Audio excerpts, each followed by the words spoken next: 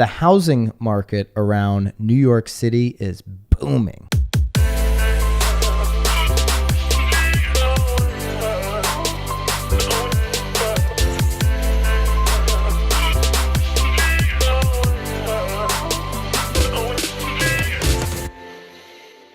This is Byron Lazine and Nicole White, and you are tuned into episode 125 of The Real Word. Word is up. The word is up. We've got two rackets and then a quick marketeer. Yeah. Do a quick one. We're talking about somebody like very usual. Special on the marketeer I wonder who that is. of the week. Racket number 2, we're talking about New York City, so stay tuned for that. But before we get to all of that, racket number 1. I feel like you're like, are you sluggish Teasing? today? Am I teasing? You are teasing, but you sound like, Oh, a little slow. I'm a little slow. Is it because it's the afternoon? All right, I think so. We usually do this in the morning, day early afternoon. All right, the line between iBuyer and traditional brokerage is starting to blur. If you caught I think it was 2 episodes At ago, least, yeah. talked about OfferPad now, not only buying homes direct, but also listing your home. You don't have to sell them your home for them to list with you. And since then, we have now seen Open Door jump into the mix with that. I'm watching Sam's doing Sam this, doing back bend, like stretch thing. crazy.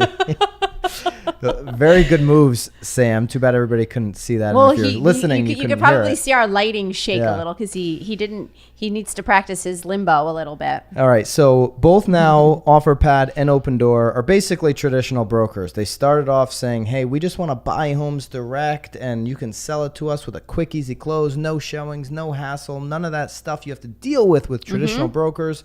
But now you can deal with all that stuff. List it with us. Right. Reason being?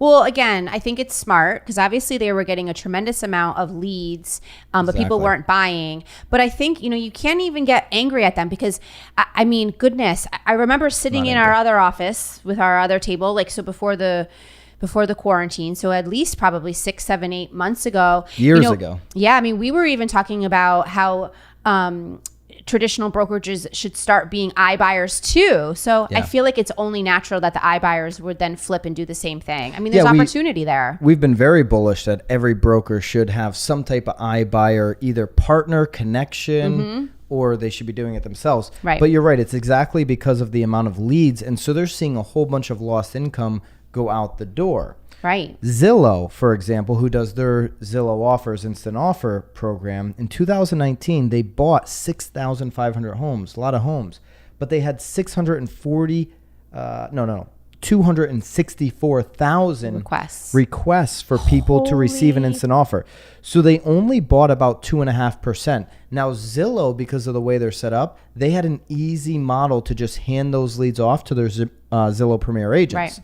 Open Door, OfferPad, they weren't really set up that way. Right. So now they're building listing teams like we've seen with OfferPad. Open Door is still using some partners in areas, but they prefer to list with their listing team in-house. Well, because then the experience is very much controlled by them. Yeah. Chris Lindahl actually wrote a good opinion piece on Inman. This article that we're talking about is also on Inman, but Chris Lindahl, biggest team for RE/MAX for years before he went indie brokerage.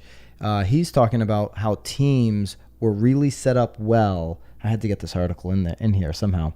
I know.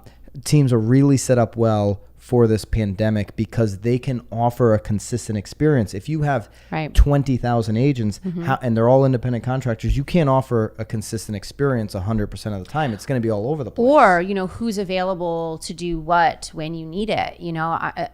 I mean, there's, especially right now, I know our team is certainly utilizing each other just based on, because people are stuck home with kids or, what have you, so. Yeah. Now, I think that there is going to become a time period where you won't see as many leads, or maybe I shouldn't say that. I've said this in the past. I think like the home valuation, people know what that means now, and they don't really, it's an automated valuation, and they don't necessarily click on that to see what their home's worth. What's your home worth ad, right? And I have stated. You don't think people are doing that? They are still clicking on it, but just not as much as when they first saw it, those first couple of years. Oh, maybe. Facebook ads work much better. I don't know, love. I mean, it's interesting, though, because everyone's talking about, I mean, how many conversations have you had with sellers recently that were like, you know what, like, let's just throw the house on the market and see what we can get. Right now, because... No, so I'm saying, like, I mean, this is a very interesting... No, my point about bringing that up is, are people, I've said this in the past, are people going to get accustomed to seeing the offering from OfferPad or Open Door or Zillow that we can buy your home instantly, and they're just going to ignore that because they know it's a bottom of the barrel price, or it's the lowest amount that they could get. Reason why I say that is because then you would see over time these leads go down. But I think the flip side of that is with Zillow being all in on buying homes direct from people without them having to go through the process. Right. I also feel like this could just become the standard. Right. When you list your home, you now will always have 2 to 3 instant offers that you're going to look at that you can close on right away. Well, and then you're also going to compare that to what the agents in your market are willing to offer you. Right. It's just really interesting because what we're also seeing here, though, too, is people are doing... they're going in for these instant offers, right? But then they also know that they're also willing to list it, where it's like, where will those instant offers really then land to make themselves look better to list too? Does that make sense? It does make sense, but I'm more on the lines of thinking this is going to be the standard in the industry. We haven't seen it right now in Connect. Like, people call you, are they even asking you? Well, why wouldn't? What's my instant why wouldn't? offer? Well, why wouldn't it? I mean, we're talking about that too, Yeah. though. Even just within our own team, like, can we generate enough investors to give us enough money to offer that out? So if this is going to become the Why standard, wouldn't you? right? I think it's smart. Why wouldn't you as the seller, right? Right. But now think about this: if this is going to become the standard, you already have Zillow as the iconic brand in real estate. Well, you really only need 2 or 3 more brands. And if it's Open Door, OfferPad, not Realogy, right, not these other brokerages. Well, you know where it'll be really interesting to see how many times have you also had conversations in the last probably 3 weeks about everyone saying that, in 6 months there's going to be all of these foreclosures because people are, pushing their mortgages off. I mean, it may actually become a legitimately serious option for some people to sell the house real quick to bypass that foreclosure experience, and it may actually save some of these sellers from financial hardship for forever, bankruptcy. And I mean, it'll be, again, the whole world has been shooken up for sure. iBuying is not going to be 50% of transactions by the end of the year like Brad predicted, but it is absolutely the biggest disruptor that we are faced with as real estate agents if you don't want to become an employee for Zillow, Open Door, OfferPad. It may be 2021. I mean, he may actually say that again for next year. Yeah, I mean, it'll be interesting. So JD Manning, our friend in Arizona, shout out to you, JD, sent up some stats. Like talked about JD in a while. Well, after the OfferPad video, he said, hey, I'm not really seeing them list anything at all. I know you guys mentioned it, and it was in Inman. He did do some research. He went onto the MLS. The OfferPad has 95 active / under contract, so 95 total active and pendings. 4 are occupied, so those are obviously people that didn't sell their home direct, that are listing direct. Interesting. And he says, I'm guessing that there may have a handful of vacant homes that they've listed for other sellers. So right now, OfferPad has maybe a dozen properties. Yeah, but didn't they just launch? They just launched, so I mean, a dozen is more than half the agents in the country. So I guess you have a point there. All right. Yeah. Racket number 2. During a pandemic. Yeah. No, it's not terrible, but not great either. But stats are helpful. Thank you, JD. Thank you, JD. Racket number 2. The housing market around New York City is booming. It is on fire. This is out of Wall Street Journal, so we shifted away from it. What's super interesting, though, is maybe we should look at other articles. Like, is the same thing happening around LA? Is the same thing happening around Chicago? Oh, it's funny that you say that, Nicole, because I do have another article up. I love it. And that is from Bloomberg. Wealthy havens lure... Mad rush. See, I like that headline better. Lure home buyers, in mad rush from San Francisco. So they're talking about, like, all the way up to wine country. People are fleeing San Francisco and buying north of the city because that was one of the heaviest restricted areas in the country. They locked down first. Yep. And so people... And now they're having their second outbreak too. So as is Florida. Well, I wouldn't say second Florida's outbreak, not. but... I'm disputing that. The numbers have... Okay. I'm not even getting involved in it. Fuzzy numbers down there. All right. Anyways, yeah, let's talk about what we're experiencing here because we are we're 2 hours outside of New York City. Mm-hmm. Okay, so we're not in traditional suburbs for people that commute. Okay, but go easy though. We personally are, yes, but Connecticut obviously is border. So, but I'm just talking about our market of New Haven County, Middlesex, and New London here in Connecticut. Mm-hmm. We've always seen people from New York buy second homes. Mm-hmm. And it's funny you say that though, because again, I feel like, truth. Well, but it is still funny because I feel like for so long, so many sellers were like, a New York buyer is going to buy this house, and I've never really had that New York buyer until now. That's exactly my point. I talked about this on the radio over the weekend. Every seller I've ever sat with over the price point of $1 million has always said to me, Byron, it's going to be easy for you to sell my house. Yeah. You'll be able to sell this to any New Yorker. Market it in New York. Market it in the Wall Street Journal. Put it on. Come Nicole, on. get it in New York. Yeah, come on. Do the banner. You're going to have a New York buyer. And we've never seen that New York. I have never had a New York buyer buy any of those homes. It does happen. Oh, of a lot course, of times second homes. But right now, as we sit here in 2020, in June of 2020, sellers, if you're local, and that's what I said on the radio, it is your golden opportunity to cash in on that statement, sell it to a New Yorker. Yes. And that's what they're experiencing all up and down the Connecticut shoreline. We're experiencing it. I know Ryan from our team, he said over the last couple of weeks, 75% of his Zillow leads are New Yorkers. You're working personally with 4 New York buyers right now, I think you said. Is that number accurate? Yep. There was who's this person in this Wall Street Journal? Catskill Farms Incorporated, home builder in Wurtsboro, New York. He sold 6 yet-to-be-built homes in the past 8 weeks. And the owner, Chuck, said his company usually sells 16 to 18 homes a year. They sold 6 of them just in the past week. He's getting 30 inquiries a week, up more from usually 6 a week. And these are to-be-built homes, so people aren't even saying, I need a home right now. I just need a home outside of New York City. Yes. Oh, absolutely. I think too, I feel like there's lots of stories that are happening in lots of different scenarios. Yeah. Some are looking for a second home because they now want grass, right? I mean, that's really sort of the true second home. Some of the buyers though were looking to rent or buy for the second home, but now the longer that this is being dragged out, they're now actually thinking that they're just going to relocate completely out of the city. So again, I think the story will continue to unfold depending on how long this all lasts. Now, especially people can work from home and not have to go into the city. Then you can really sort of pick where you want to live as long as you're, train ride away, or maybe you just like hop on a plane there for a day, Things in the average price points in our towns are flying off the shelves. Multiple offers. It's crazy. Right. Haven't experienced Well, money is so cheap right now though too. Yeah. So I have to say that a lot of multiple offers that I'm seeing aren't necessarily even those New York buyers. There are those buyers that are going to buy anyways. That are local, but that you are now have getting multiple money. It's so cheap. But you have multiple offers and you have more buyers than I've seen in a long time in a spring market. And I do think that is in part to this emergence of New Yorkers getting out of New York. But this article talks about like the radius, not just Connecticut, right? It's Jersey. Yeah, they're talking about New York. It's upstate. Yeah. Mm-hmm. Now, Zillow, though, disagrees with us. Mm-hmm. They say patterns haven't changed much. Mm-hmm. Nationwide, about 64% of home shoppers looked for suburban homes in April. That's compared with 66% in April 2019. So it's actually down. And I don't know what they're considering suburbs. We're 2 hours out. They're probably not considering us the suburbs. Usually it's an hour. And I think in this article it does say an hour within is the suburbs. Mm-hmm. We'd be more of a second home market.